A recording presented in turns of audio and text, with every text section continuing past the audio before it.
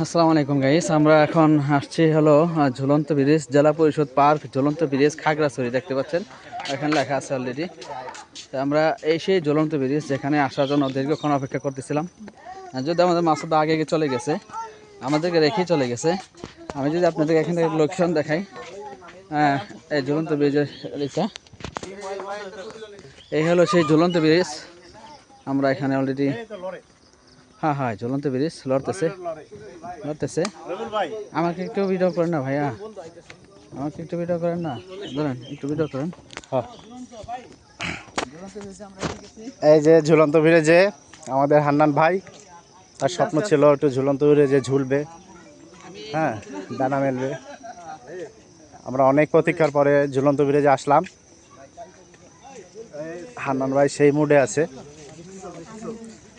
এই যে দেখেন, এটা এটা কিন্তু নাড়াচাড়া করে, হ্যাঁ।